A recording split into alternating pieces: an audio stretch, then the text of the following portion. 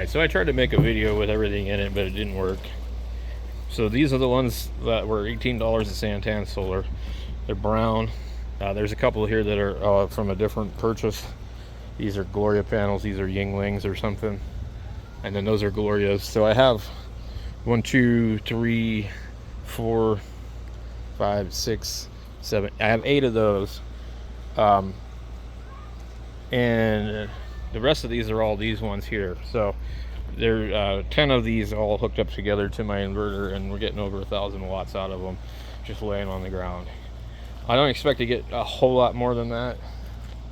So then over here are some of the new ones that I bought. The toilet in case you gotta go potty. And these ones here. So these are just sitting here. They're gonna start to get shaded. I might move one of them somewhere else just so I can kind of keep things going, or just forget about it.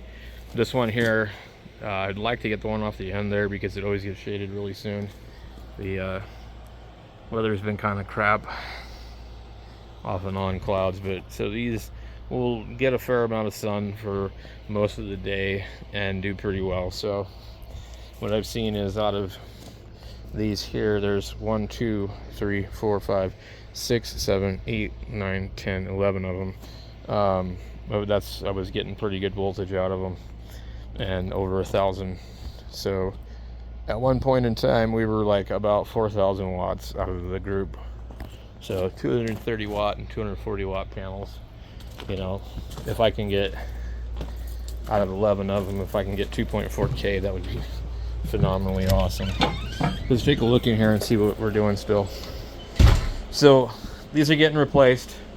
I just have to decide which batteries to order on Amazon because I could do it 2 different ways. I could order 2 12-volt batteries for the 24-volt system, or I could, we got the chins back here. I could order 2 more of those, remove this big guy and put it over here. They're all the same capacity. I don't know how these chins batteries are made. I don't really want to open them up to verify whether or not they're pouch cells or regular cells. I'm also concerned about having 4 batteries in a 48 volt system.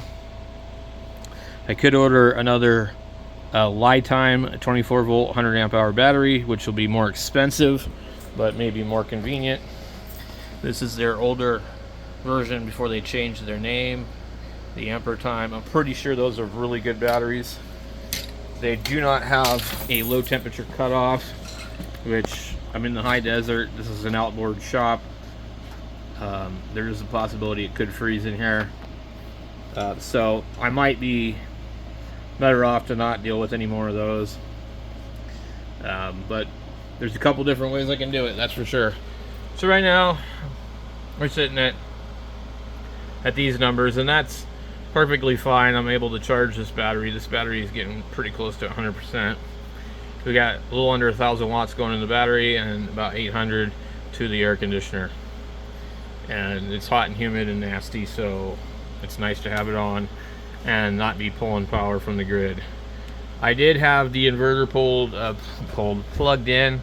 I don't really like doing that because I have another one that blends and does that, and sometimes it pulls too much power from the grid and it kind of lets the solar go by the wayside. So this system here is really a nightmare, and I had multiple things going on, but what the problem is these batteries, even though they're like only a year or so old from Walmart, they quit after like a month or 2 and just lost all their capacity. And so this is like the 3rd time using them. I would say we're probably looking at something like about 20 or 30 amp hours out of each battery, maybe even half that. So we may be 20 or 30 amp hours altogether if it's working.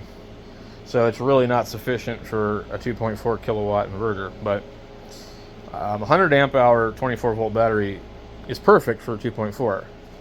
Now if I run the additional 3 kW, then I would need, basically double the amount of batteries. But I'm not sure I really care about that on this 24 volt system. The reason I'm using this is because the panels are already up and in place in certain places where I didn't show you, but I don't have to rewire anything at the moment. And this is running 2 air conditioners in the house right now. It is plugged into the grid, so it is receiving assistance.